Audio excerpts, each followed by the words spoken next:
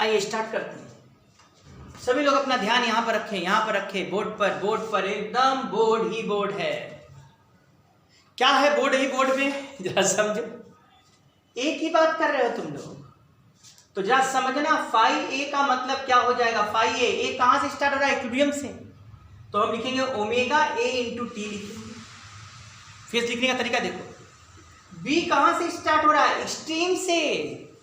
तो सावधान, इसका फेज दिखाएगा omega b t plus pi by 2। ये ध्यान देने वाला बात। दूसरा बात, अब ये बताओ कि टाइम के साथ इनके बीच फेज डिफरेंस घटेगा कि बढ़ेगा? क्योंकि शुरू में तो बी लीड कर रहा है। कितना फेज में लीड कर रहा है? पाई बाई 2। अब बताओ किसका ओमेगा ज्यादा होगा? जिसका टाइम पीरियड कम होगा उसका ओमेगा ज्यादा होगा। निसंदेह टाइम पीरियड किसका कम है? 3t/4 कम है। 3t/4 कम है, तो इसका मतलब है ओमेगा बी जो होगा वह, जिसका टाइम पीरियड ज्यादा उसका ओमेगा ज्यादा, ओमेगा बी ज्यादा है ओमेगा ए से। सर आप ऐसे समझो, एक यदि ऐसे मानो राउंड राउंड कोई दौड़ रहा है, राउंड राउंड कोई दौड़ रहा है, राउंड राउंड कोई दौड़ रहा है, और एक पार्ट के लिए यहां से दौड़ना, या ऐसे मान लो यहां से दौड़ना शुरू किया, और एक पार्ट के लिए यहां से दौड़ना शुरू किया, और इसका ओमेगा ज्यादा है, इसका स्पीड ज्यादा है इसके कंपेयर में, तो क्या इनके बीच का गैप लगातार बढ़ता जाएगा कि नहीं? घटेगा नहीं, इनके बीच का गैप लगातार बढ़ता जाएगा। और फेज कितना आगे है? पाई बाई 2। कब सेम फेज में आएगा? ये आगे बढ़ता जा रहा, आगे बढ़ता जा रहा, आगे बढ़ते जा रहा, आगे बढ़ते जा रहा, आगे बढ़ते जा रहा, तो कब सेम फेज में आएगा? जब फेज डिफरेंस 2 पाई का इन दोनों का हो जाए।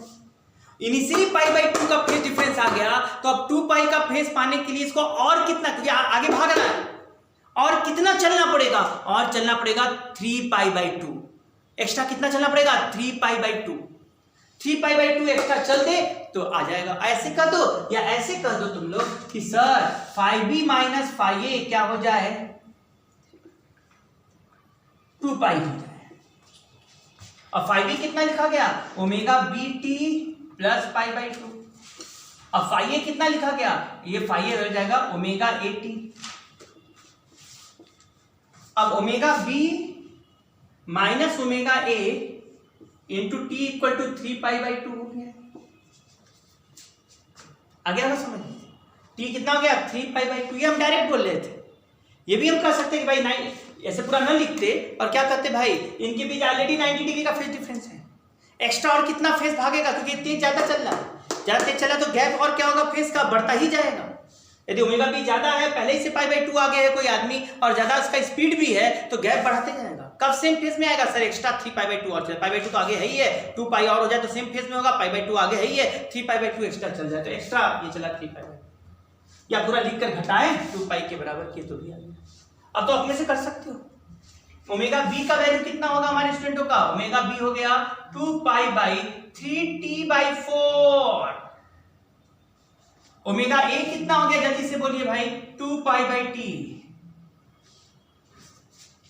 बड़े आराम से लिखना, 8 पाई बाई 3 पाई। ए भाई कुछ गलती है, 3t ना, 8 पाई बाई 3t। और ये क्या हो जाएगा बेटा? 2 पाई बाई टी। मेरा मन नहीं कर रहा है करने का, इसलिए ध्यान दीजिएगा, कहीं गलती कर सकते हैं। पाई पाई पाई गया, यहां क्या बचा बेटा? अरे अब कैलकुलेशन कर लेना भाई, कैलकुलेशन करने का मन नहीं करता। 3t हो गया, 8 हो गया, माइनस हो गया, 3 2 6 होता है क्या? इधर बोलो 3/2 बोलो, इंटू टी बोलो। शायद ये निकाल के देखो, स्मॉल टी बराबर, यहां भी 2 आ जाएगा क्या? 2 आ जाएगा। कितना आएगा बेटा टी बराबर? जा देखो तो, टी बराबर लग रहा है 9t/4 आ रहा है क्या? टी बराबर क्या आ गया? 9t/4। Any problem to any student? ये पहली बार आया, दूसरी बार करना होगा बेटा, ध्यान देना, यहाँ 2 पाई की जगह 4 पाई हो जाएगा। अच्छा एक बात और ध्यान देना, इसमें हम लोग ने किसको आगे किया था जरा ये बता दो। इसमें आगे कौन था? ए इक्विलिब्रियम पर था और बी कहां था बेटा? ए इक्विलिब्रियम पर था और बी एक्सट्रीम एंड पर था। यदि उल्टा हो जाता, उल्टा का मतलब ए एक्सट्रीम एंड पर हो जाता और बी इक्विलिब्रियम पर हो जाता, तब क्या होता?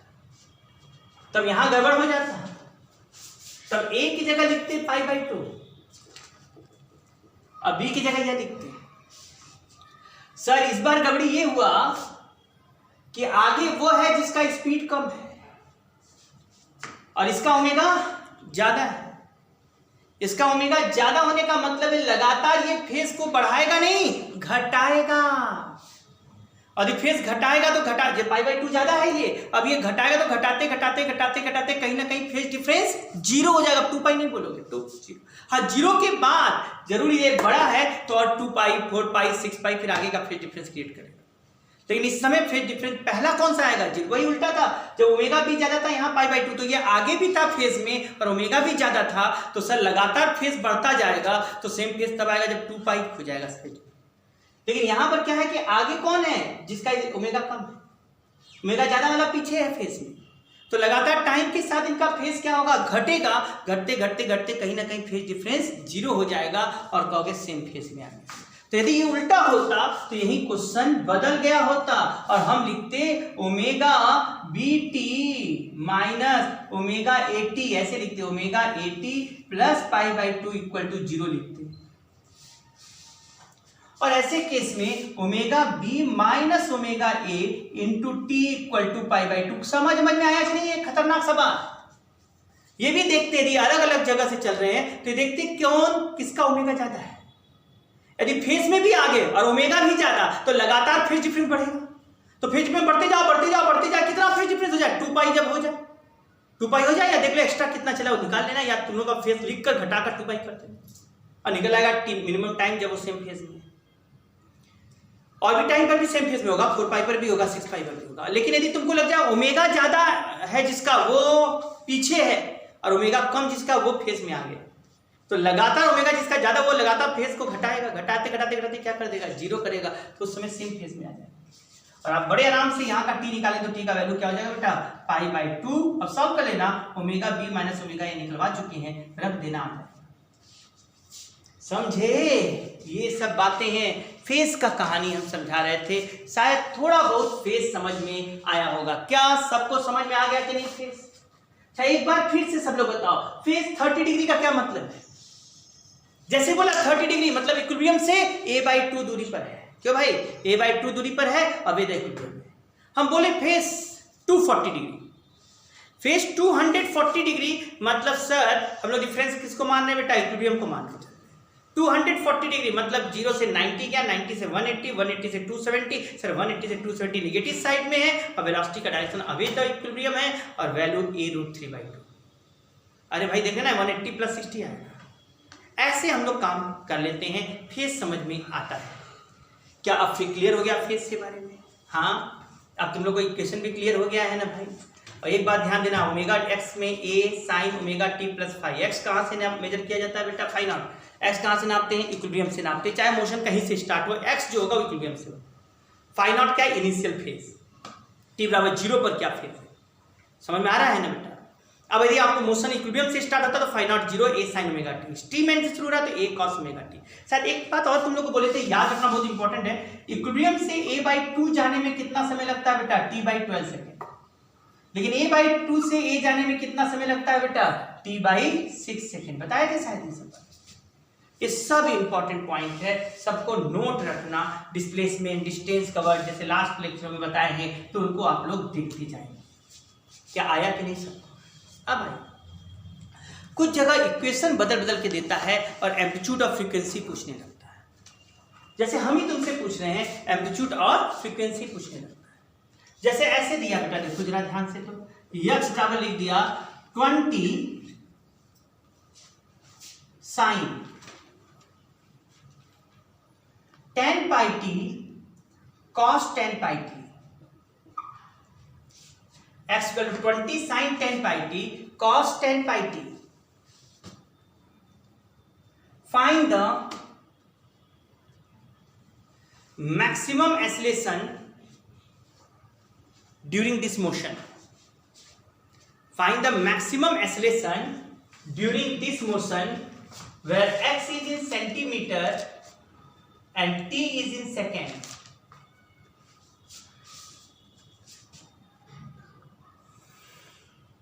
चलिए लगा लीजिए, आप लोग इसको पॉज कीजिए, पॉज करके लगाइए, फिर प्ले करिए। देखिए यहां देखिए तो साइन ए और कॉस ए है, ध्यान दें 2 sin a cos a, मतलब ये हो जाएगा tan 2 sin a cos a sin 2a plus sin 20 pi t। 2 sin a cos a मतलब sin 2a क्या हो जाएगा tan sin 20 pi t। यदि ध्यान से समझते हैं आप लोग तो यहां आप जानते हो मैक्सिमम एक्सीलरेशन का मतलब क्या हो गया, ये एसएचएम का इक्वेशन हो चुका है स्टैंडर्ड। ओमेगा स्क्वायर एम्पलीट्यूड होता है, ओमेगा की जगह कौन है, टी का कोएफिशिएंट ओमेगा होता है 20 पाई का whole square 400 pi square. Amplitude कितना है बेटा 10 सेंटीमीटर इंटू 10 सेंटीमीटर कितना आया 4000 पाई स्क्वायर सेंटीमीटर पर सेकेंड स्क्वायर। मीटर में कहना होगा तो 40 इंटू पाई स्क्वायर मीटर पर सेकेंड स्क्वायर, ये मैक्सिमम एक्सीलरेशन। कुछ आया, ये सब पढ़े थे ना, कहो हाँ सब पढ़ा हुआ है, ठीक है। इसी तरह आओ एक और देते हैं, x equal to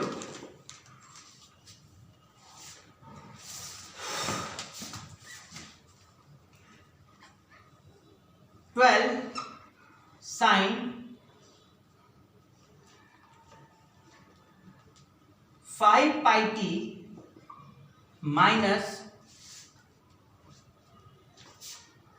16 sin cube 5 pi t। Find the maximum velocity of particle during the motion. Find the maximum velocity of particle during the motion.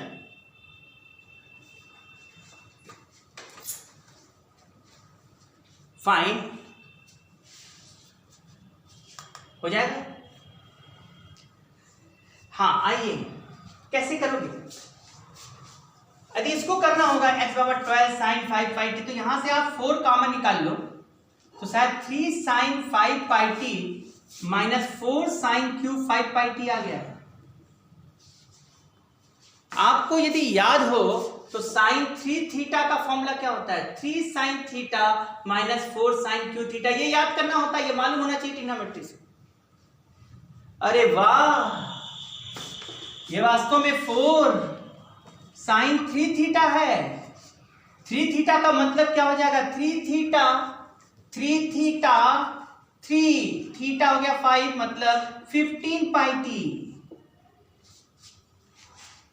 यहां पर a का मतलब कितना हो गया बेटा, a का मतलब v मैक्सिमम कितना हो जाएगा a ओमेगा।